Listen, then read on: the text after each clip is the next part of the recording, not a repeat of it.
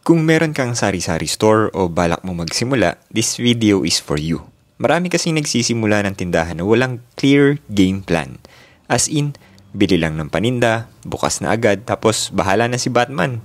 Pero today, I'm gonna share with you the top secrets kung paano mo mapapabilis ang paglagor ng sari-sari store mo gamit ang tamang diskarte, kaunting creativity, at kaunting sipag.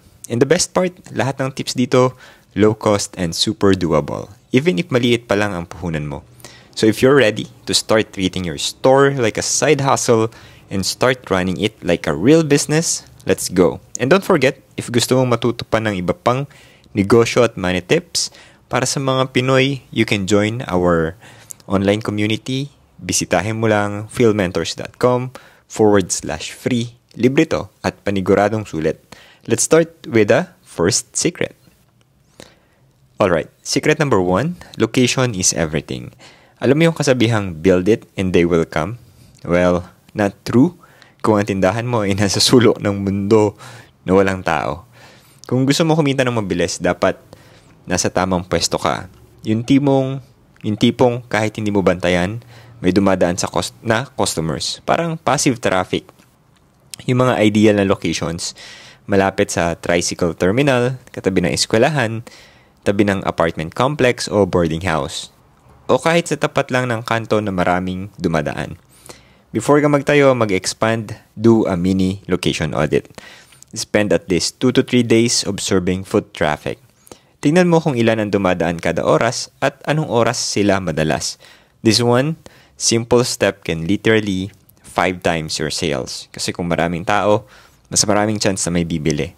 It's like placing your store in the middle of EDSA versus in the middle of a ghost town. Kung meron ka ng tindahan ngayon and feeling mo kulang sa benta, maybe it's time to ask, nasa tamang location ba ako? If not, baka pwede mong i-relocate.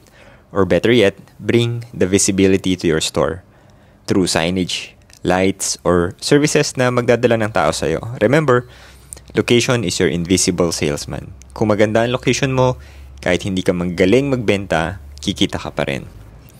Okay, secret number 2, kilalanin mo ang suki mo. Maraming sari-sari store owner ang basta-basta lang nagpapalagay ng paninda. Noodles, check. Soft drinks, check. Pero ang tanong, yun ba talaga ang hinahanap ng mga bumibili sa area mo? Ang sikreto sa mabilis na kita, alamin mo kung sino ang madalas bumili at kung ano ang madalas nilang bilhin. Example, kung ang mga estudyante ang suki mo, make sure may palamig, candies, chichirya, school supplies. Kung nanay ang market mo, dapat may bigas, dilata, gatas, mantika. Kung construction workers, dapat ready ka with soft drinks, yosi at extra rice. This is called market matching. Hindi mo kailangan maging SM supermarket. Ang goal mo is to serve your suki exactly what they need and nothing more. Kasi kapag na-match mo ang paninda mo sa lifestyle nila, mas malaki ang chance na araw-araw silang babalik. You become their go-to store. Not because kompleto ka, but because kompleto ka sa kailangan nila. Pro tip, magtanong ka sa suki mo, ate, anong gusto mong idagdag sa tindahan? Libre na market research, may suki loyalty ka pa. Alright, secret number 3. Hindi porket marami kang paninda, panalo ka. Minsan ang thinking natin, mas maraming produkto, mas maraming benta. Pero sa totoo lang, that's a trap. Here's the real deal. It's not about having more stuff. It's about having the right stuff. Yung mabilis ang benta at mataas ang tubo. Let's say bumili ka ng mahal na item, 500 pesos yung puhunan. Pero isang buwan bago mabenta, ibig sabihin, natutulog lang yung pera mo sa shelf. Sayang ang kapital, sayang ang space. Instead, focus ka sa mga tinatawag na fast-moving, high-margin items. Instant noodles, soft drinks, chichirya, load, yosi kung legal sa area mo, kape, tinapay, itlog, mga kailangan sa araw-araw. These are the products na kumikita ng konti per item, pero madalas ang benta. And when you compound that daily, boom, solid kita, walang nakatenggang stock. Pro tip, track mo kung ano ang pinakamabenta bawat linggo. Kung wala pang record-keeping system ang store mo, as in notebook lang, okay na. Start small, basta consistent. Kung may produkto kang 2 linggo nang hindi nabenta, ask yourself, Bakit ko ba to binibili? Mas okay ang maliit na tindahan na mabilis ang ikot ng puhunan kaysa malaking tindahan na parang bodega ng panindang walang bumibili. Okay, this one's super underrated pero sobrang powerful. Ayusin mo ang tindahan mo. Yup, display matters a lot. Think about this. Bakit ang mga tindahan sa mall sobrang organized? Bakit laging attractive yung front nila? Because what people see, they buy. And the same goes for your sari-sari store. Rule number 1, eye level is buy level. Lahat ng mabilis at mataas ang tubo, ilagay mo sa eye level. Ito yung unan nilang makikita. And usually, yun na rin ang bibilhin nila. Rule number 2, make it obvious. Walang manghuhula kung magkano ang soft drinks mo. Lagay mo ang presyo. Gumamit ka ng malinis, malinaw at uniform pricing labels. And if bukas ka sa gabi, please, mag-ilaw ka. Ang tindahang maliwanag, tindahang buhay. Bonus, it also makes your store feel safer and more legit. And hey, kung medyo masikip ang tindahan mo, no worries. Ang mahalaga, malinis, organized at easy to scan ang shelves mo. Walang kalat, walang tambak na paninda na parang bodega. Remember, kung maganda ang display mo, mas mabilis mapansin ang paninda. Kung mabilis mapansin, mas mabilis mabenta. Okay, secret number 5. Magdagdag ka ng serbisyo. Kung panay paninda lang ang offer mo sa tindahan, sayang yung potential na dumoble o maging triple ang kita mo. Ang tinatawag nating convenience multiplier. Add services na hindi mo kailangan gastusan na malaki pero nakaka-attract ng maraming suki. Example, e-load, GCash cash in, bills payment. Ang maganda dyan kasi, low capital yan. Minsan, wala pang 1,000 yung puhunan. And then, high foot traffic kasi halos lahat may phone at may bills. Repeat customers. Every week, babalik sila para magbayad or magpa-load. Imagine this. Merong isang nanay na gusto magbayad ng tubig. Pero tamad lumakad sa bayan. Ngayon, nalaman niya na sa sari-sari store mo, pwede na siya magbayad. Boom! Regular customer na siya. At habang andyan siya, baka bumili pa ng soft drinks, kape, load at itlog. Ang tawag dyan, domino effect. You solve one problem, then they reward you with more sales. Plus, these services make your tindahan look modern and reliable. Hindi ka lang basta tindahan. Mini convenience hub ka na. Diba? Ayos? So kung gusto mo magpalago ng store mo nang hindi nagdadagdag ng shelf space, dagdagan mo ng serbisyo. Ngayon, kung interested ka sa mga videos about extra income, i-type mo sa comment section below, extra income, para makita namin na marami yung interesado. At pag marami yung interesado, gagawa namin ng mga libreng videos patungkol sa extra income. So comment down below, extra income. Now, let's talk about something that almost every sari-sari store neglects, record keeping. Or as I like to call it, the difference between kita at nalulugi ka na pala. Kasi kahit gaano ka pa kasipag, kung wala kang tracking system, di mo malalaman kung kumikita ka ba talaga o hindi. Think of it this way. Ang tindahan mo parang mini business yan. At ang bawat negosyo, dapat may daily scorecard. Yun yung benta mo, gastos mo, at tubo mo araw-araw. Gamit lang, notebook, okay na. Mas techy, gumamit ang Google Sheets o simpleng Excel file. Ano ang dapat itala? Total benta ngayong araw. Magkano ang gastos sa puhunan? Magkano ang netong tubo?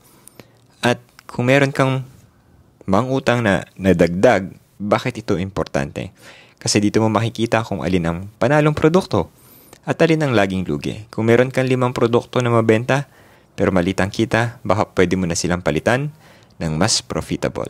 This is how you make decisions like a real entrepreneur, not just a tindero. And the best part, pag natuto ka mag-track ng numbers mo, mas madali mo mapapalaki ang kita mo without guessing. So, starting today, kahit notebook lang sa tabi ng kaha, track mo na lahat. Treat your tindahan like a business because it is. Okay, real talk muna tayo. Ang utang, yan ang number 1 silent killer ng maraming sari-sari store. At kung matagal ka nang may tindahan, alam mo na to. Maraming benta sa listahan, pero bakit walang kita? Yun pala, lahat nakautang. Here's the thing, hindi masamang magpautang. In fact, minsan yan ang reason kung bakit loyal ang suki sa'yo. Pero kailangan may rules. Rule number 1, kilalanin mo muna. Hindi lahat dapat pinapautang. Piliin mo yung consistent, trusted, at may track record talaga. Rule number 2, may limit. Set a maximum utang amount like 200 or 300 lang per person. Rule number 3, may due date. Sabihin mo upfront, ate, next sweldo, bayad ha, para malinaw. Rule number 4, may record. Gamit ka ng utang notebook o index card. Pasahin mo si customer para transparent. This makes it feel professional at hindi personal na pakiusap. Remember, you're running a business, not a charity. If gusto mo talagang tumagal ang tindahan mo, you need to balance between being helpful and being wise. Yes, sa umpisa baka mahiya ka pa maningil, pero tandaan, pera mo yan. At kung hindi mo babantayan, ikaw rin ang mahihirapan. So kung ayaw mong maubos ang kita sa utang, set clear boundaries, stick to them, and you'll thank yourself later. Alright, let's talk about one of the easiest ways to make extra kita. Kahit wala kang dagdag na customer. Ang tawag dito, upsell strategy, or in Pinoy terms, idagdag mo na rin po ito. Simple lang to. Pag may binili si Suki, i-offer mo agad ang bagay na bagay i-partner doon. Example, bumili ng noodles. Ate, dagdagan mo na ng itlog. Soft drinks? Ate, may yelo po ako, 2 pesos lang. Yossi? May lighter din ako, gusto mo idagdag? Ang galing no? Hindi ka na naghahanap ng bagong suki. Binibigyan mo lang ng reason si Suki na magdagdag sa binili niya. Let's say 5 pesos lang ang dagdag na tubo per upsell. Kung 10 customers lang per araw ang makukumbinsi mo, that is an extra 50 pesos per day. In 1 month, that's 1,500 extra income. Just from simple add-ons. No extra marketing. No extra shelf space. Just extra kita. And you know, what's even better? Customers appreciate it kapag may nagsasuggest. Parang si McDo, di ba? Fries and drink with that, sir? Kaya nga sila malaki eh. So gawin mo ring habit sa tindahan mo. Always offer a relevant add-on. Para bawat transaction, may dagdag kita ka. Okay, this next secret is one that a lot of sari-sari store owner totally ignore. Pero kung seryoso kang palaguin ng tindahan mo, you should absolutely take advantage of this. Supplier loyalty programs. Yup, yung mga parang rewards card ng tindahan. Kung bumibili ka sa Pure Gold, SM Save More, Coca-Cola, or other distributors, chances are meron silang program para sa mga tulad mong tindera o tindero. Ang tawag sa mga yan, tindahan ni Aling Puring, Suki Card, Tindahan Club, at kung ano-ano pa. And here's the thing, libre lang sumali. And ang dami mong makukuhang benefits. Discounted prices sa bulk orders, exclusive promos at freebies, points system na pwede mong ipalit sa paninda. Minsan may free trainings pa for store owners. Imagine mo to, yung kalaban mong tindahan may 2 pesos discount per item kasi member siya. Ikaw, retail price ang kuha mo. So, sino ang mas kikita? Sino ang mas makakabenta ng mas mura? Exactly. So, kung hindi ka pa member ng kahit anong supplier program, today's the day to sign up. Ask your Suki branch or delivery guy. May loyalty card ba kayo para sa sari-sari store? Remember, mas maliit ang puhunan, mas mataas ang kita. This is one of the moves na silent advantage. But over time, malaking impact sa profit mo. Ngayon, kung gusto mong ma-manifest na magkaroon ng maraming suki sa tindahan mo, click mo yung like button sa video na to. Ayan. Para lang din ma-practice yung pag-take action mo. And pang-attract din ng more customers sa'yo. Oh, don't forget to like this video, ah. Okay, secret number 10. And this is your store's digital megaphone. Promote mo ang tindahan mo online. Now, I know what you are thinking. Sari-sari store lang naman to. Kailangan pa ba ng Facebook? Yes. Lahat ng negosyo ngayon dapat may online presence, kahit maliit. Because guess what? Ang suki mo nasa group chat, nasa barangay Facebook page, nasa Messenger, nag-aabang kung saan may promo, kung sino ang may GCash or cash in nearby. So here's what you can do. Gumawa ng Facebook page ng tindahan mo. Kahit simple lang. Post ka ng weekly updates. Available na ulit ang bigas. Promo sa instant noodles, buy 3 take 1. May GCash cash in, bills payment at e-load po tayo. Gamitin ang barangay chat groups para i-announce kung may bagong stocks o kahit pa-reminder lang. Guys, may yelo tayo ngayon kung gusto nyo sa soft drinks. Simple reminders, consistent visibility is equals to more suki. Bonus tip, kung may kilala kang batang marunong mag-Canva or mag-post sa Facebook, ipa-intern mo na. Lahat libre na social media manager. Ang goal mo dito ay hindi lang para mag-viral, but to become top of mind ng mga tao sa paligid mo. Si Aling Maria may load siya. Doon na lang tayo bumili. Nakita ko may promo siya eh.